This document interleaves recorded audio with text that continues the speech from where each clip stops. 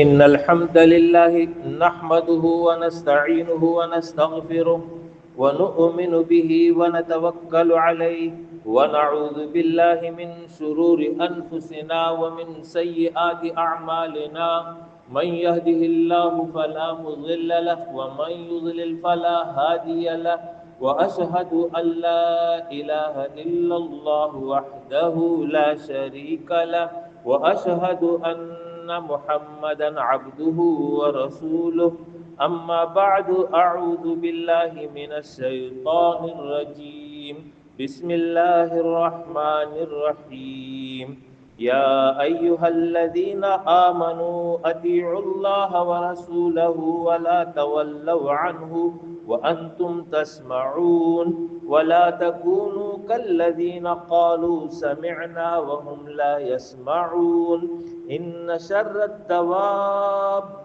عند الله الصم البكم الذين لا يعقلون ولو علم الله فيهم خيرا لأسمعهم ولو أسمعهم لتولوا وهم معرضون يا أيها الذين آمنوا استجيبوا لله وللرسول إذا دعاكم لما يحييكم واعلموا أن الله يحول بين المرء وقلبه وأنه إليه تحشرون واتقوا فتنة لا تصيبن الذين ظلموا منكم خاصة واعلموا أن الله شديد العقاب واذكروا إذ أنتم قليل مستضعفون في الأرض تخافون أن يتخطفكم الناس فآواكم وأيدكم بنصره ورزقكم من الطيبات لعلكم تشكرون رب اشرح لي صدري ويسر لي أمري واحلل عقدة من لساني يفقهوا قولي أما بعد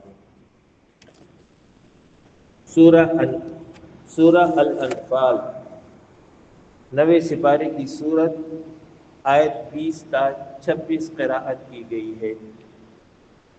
آج کا موضوع یہی آیات ہیں۔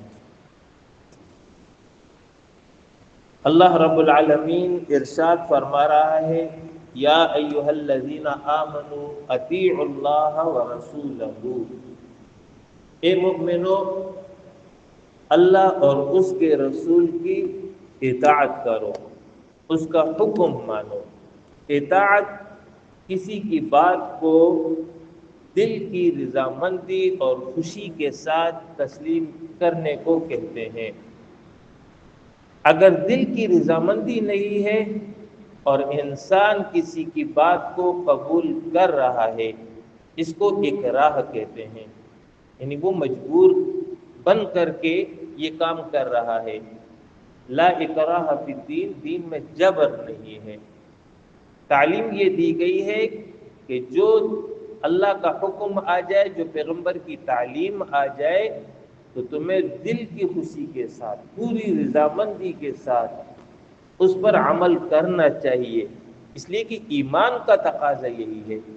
اگر اللہ کو رب مانتے ہو، اللہ کو اپنا الہ تسلیم کرتے ہو، تو پھر اس کا لازمی تقاضا یہی ہے کہ پھر دل کی رضامندی کے ساتھ اس کی تعلیمات پر عمل کرو۔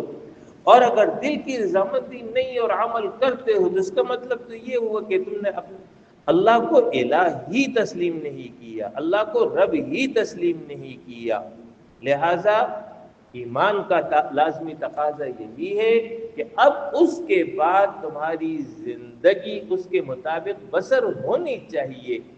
جس طرح عقیدہ توحید، عقیدہ رسالت اعتقاداً مطلوب ہے، اسی طرح عملاً بھی مطلوب ہے۔ عملی طور پر بھی تمہیں موحد ہونا چاہیے، عملی طور پر بھی تمہیں رسول اللہ صلی اللہ علیہ وسلم کی اتباع اور پیروی کرنی چاہیے۔ یہ تمہارے ایمان کا لازمی تقاضا ہے۔ وَلَا تَوَلَّوْا عَنْهُ وَأَنْتُمْ تَسْمَعُونَ، اور سن کر اس سے مت پھرو، یعنی اللہ کا حکم آ جائے، پیغمبر کی تعلیم آ جائے، تمہیں پتہ چل جائے کہ یہ رب کا فرمان ہے، اللہ کی تعلیم ہے، تو پھر تمہیں جو ہے اس سے پھرنا نہیں چاہیے۔ یہ مومن کا طریقہ نہیں ہے۔ یہ تو اس کا طریقہ ہے جس کا ذکر آگے اللہ کر رہا ہے، تو کافروں کا طریقہ ہے، مشرکین کا طریقہ ہے۔ جب ان کو قرآن کی آیات سنائی جاتی ہے، تعلیم دی جاتی ہے، تو وہ منہ پھیر کے چل پڑتے ہیں، توجہ ہی نہیں دیتے۔ لہذا مؤمن کے طرز عمل میں اور ایک کافر کے طرز عمل میں یہی نمایاں فرق ہونا چاہیے کہ مومن مطیع ہوتا ہے، فرمانبردار ہوتا ہے، وفادار ہوتا ہے۔ اس کے بعد دوسری آیت میں اللہ فرما رہا ہے وَلَا تَكُونُوا كَالَّذِينَ قَالُوا سَمِعْنَا وَهُمْ لَا يَسْمَعُونَ، اور اے مومنو تم ان کی طرح نہ ہو جاؤ جنہوں نے کہا کہ ہم نے سنا، وَهُمْ لَا يَسْمَعُونَ، حال یہ ہے کہ انہوں نے نہیں سنا۔ اس سے مراد کافر ہیں، مشرک ہیں، اللہ کے باغی ہیں، نافرمان ہیں۔ یہ جو ہے بظاہر کہتے کہ ہاں ہم نے سن لیا، لیکن اللہ فرما رہا ہے کہ نہیں، انہوں نے نہیں سنا ہے۔ سماعت پہلا درجہ ہوتا ہے، دوسرا درجہ اس سماعت کے مطابق عمل ہوتا ہے۔ جب عمل آ جائے تو گویا کہ پھر سننے کا مقصود حاصل ہو گیا۔ اگر سننے کے بعد اس کے مطابق عمل نہ ہو تو پھر سننا اور نہ سننا برابر ہو جاتا ہے۔ یہ ہم اپنے محاورے میں بھی یہ بات کہتے ہیں کہ جب ہم کسی کو کوئی بات کہہ دیں کہ یار یہ کام کر لو اور وہ کام نہ کرے، تو ہم یہ کہتے ہیں تم نے میری بات نہیں سنی، حالانکہ سنی تو ہے اس نے، لیکن عمل نہیں کیا۔ جب عمل نہیں کیا تو ہم نے کہا کہ تم نے جو ہے نہیں سنی ہے، سنی ہوتی تو اس کے مطابق عمل کرتے۔ اسی طریقے سے یہاں پر اللہ رب العالمین کفار کے بارے میں، منافقین و مشرکین کے بارے میں، اسی طریقے سے باقی مسلمانوں کے بارے میں جو نام کے مسلمان ہیں، کلمہ پڑھا ہوا ہے لیکن عمل نہیں کرتے، ان سب کے بارے میں اللہ فرما رہا ہے کہ جو حقیقی مؤمن ہے اس کو جو ہے یہ رویہ نہیں اختیار کرنا چاہیے جو ان کا ہے۔ وَلَا تَكُونُوا كَالَّذِينَ قَالُوا سَمِعْنَا، ان لوگوں کی طرح نہ ہو جاؤ جنہوں نے کہا کہ ہم نے سنا، وَهُمْ لَا يَسْمَعُونَ، حال یہ ہے کہ انہوں نے نہیں سنا ہے۔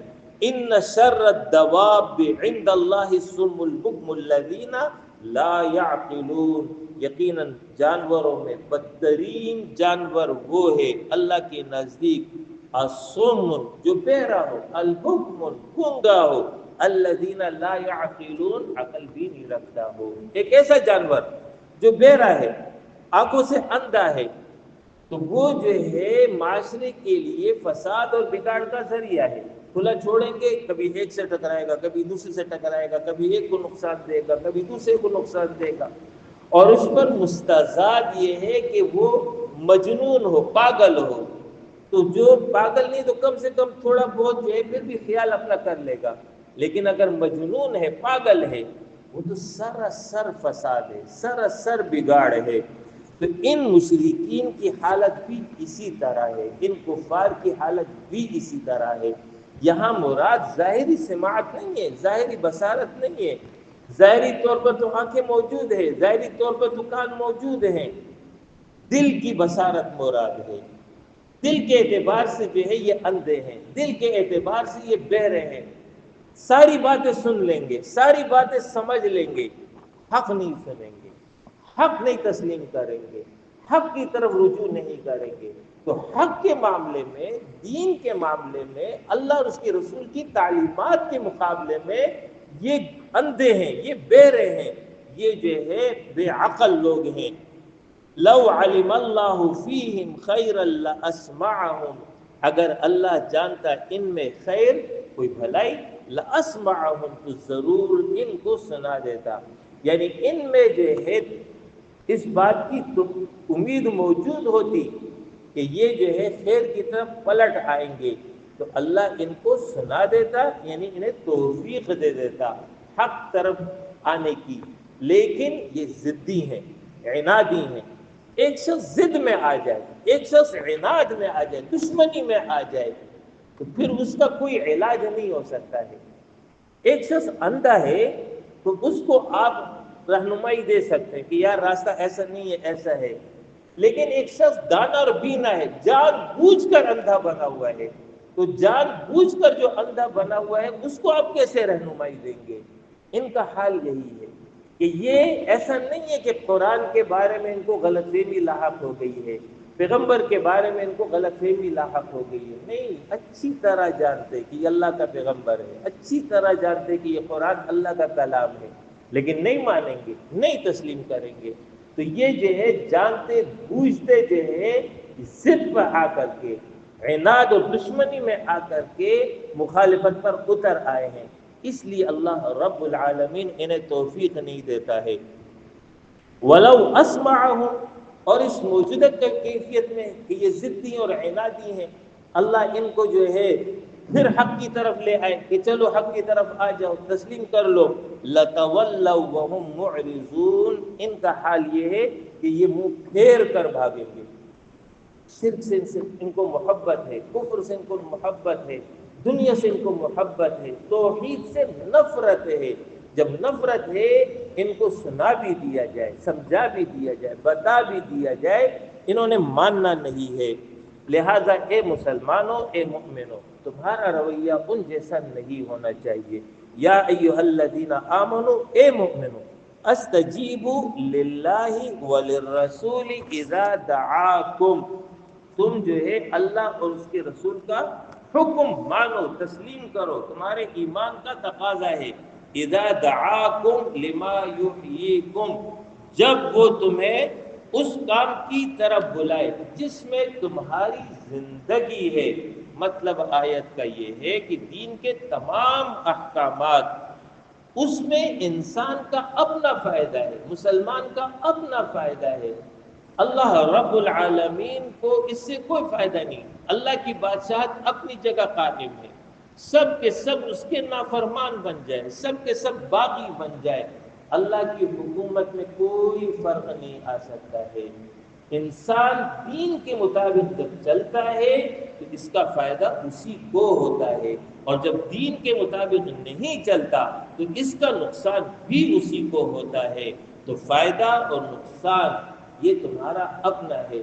لہذا دین میں جو تعلیمات دی گئی ہیں، ان تعلیمات میں تمہارے لیے فائدہ موجود ہے، عمل کرو گے تمہاری دنیا کی زندگی اچھی ہوگی، دنیا کے اعتبار سے تم امن میں ہوگے، سکون کی حالت میں ہوگے، عزت کی حالت میں ہوگے، اللہ کی رحمتیں، اللہ کی برکتیں، اللہ کا فضل تمہاری طرف متوجہ رہے گا، دنیا میں تم سرخرو رہو گے، بالا دست رہو گے، اور یہ تو دنیا کا فائدہ ہے۔ جبکہ اخروی فائدہ یہ ہے کہ تمہیں آخرت میں اللہ کی رضا حاصل ہوگی، جنت حاصل ہوگی، یہی تو اصل زندگی ہے۔ اللہم لا عیش الا عیش الآخرہ، رسول اللہ صلی اللہ علیہ وسلم نے فرمایا کہ اے اللہ، حقیقی زندگی تو آخرت کی زندگی ہے، عیش عزت کی زندگی، سکون اور اطمینان کی زندگی آخرت کی زندگی ہے۔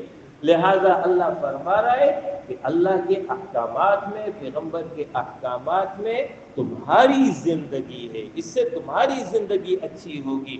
وَاعْلَمُوا أَنَّ اللَّهَ يَحُولُ بَيْنَ الْمَرْءِ وَقَلْبِهِ، اور جان رکھو کہ بے شک اللہ حائل ہو جاتا ہے انسان اور اس کے دل کے درمیان۔ مطلب آیت کا یہ ہے کہ تمہارا دل بظاہر تمہارے پاس ہے، تم اس کو اپنے پاس محسوس کرتے ہو، حقیقت یہ ہے کہ یہ تمہارا دل اللہ کے قبضے میں ہے، اللہ کے کنٹرول میں ہے۔ لہٰذا جب بھی کبھی نیکی کا ارادہ کرو تو پھر فوراً کرو، پھر اس کے میں تاخیر نہیں کرو۔ تمہارا دل اللہ کے قبضے میں، وہ کبھی بھی اس کو بدل سکتا ہے، جسے حدیث میں آتا ہے کہ انسان کا دل اللہ کی 2 انگلیوں کے درمیان ہے، چاہے تو ادھر الٹ دے، چاہے تو ادھر پلٹ دے۔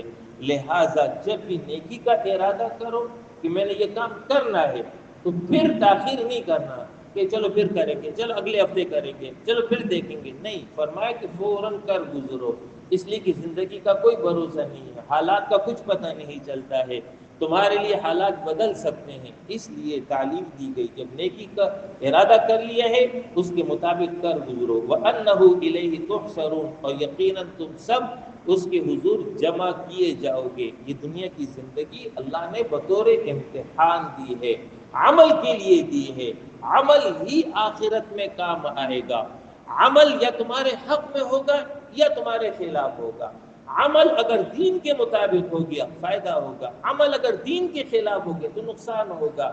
یہ ہے کل سرمایہ جو ایک انسان دنیا سے لے کر رخصت ہوگا، اس کے علاوہ کوئی شے انسان کے ساتھ نہیں جائے گی، سب کا سب یہی رہ جائے گا۔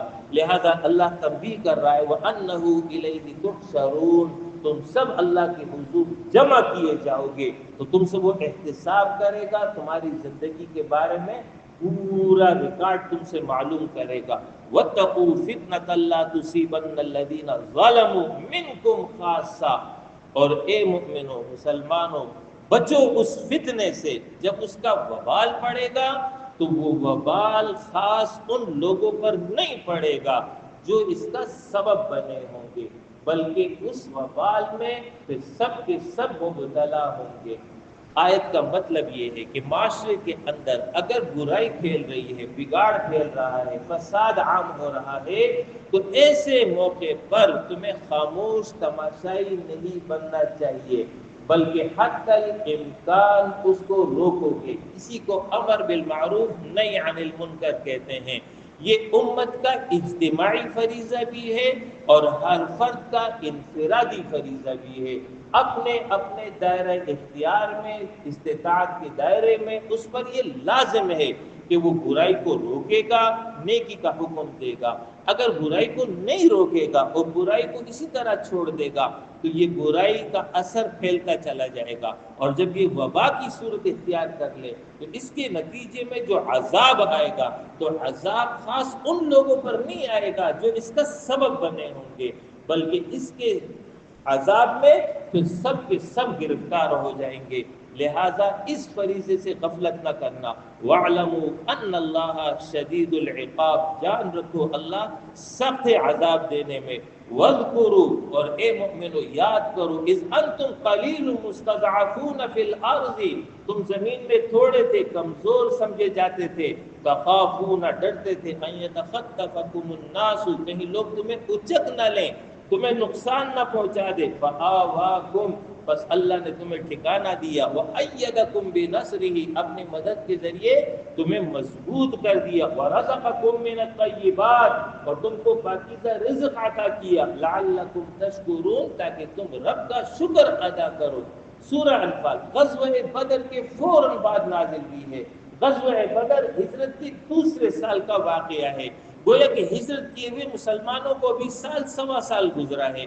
اللہ ان کو متوجہ کر رہا ہے، یاد کرو اس سے پہلے مکہ میں کیا حالت تھی، ہر وقت خوف تھا، مشرکین کی طرف سے تمہیں ایک خوف لاحق تھا، اللہ نے اس خوف سے تمہیں نکال دیا، مدینہ کے اندر تمہیں جگہ عطا کر دی، اپنی غیبی طاقت کے ذریعے تمہیں مضبوط کر دیا، بدر میں تمہیں کامیابی عطا کر دی، تمہیں پاکیزہ رزق عطا کیا۔ یہ سب کام اللہ نے کیا، کیوں کیا؟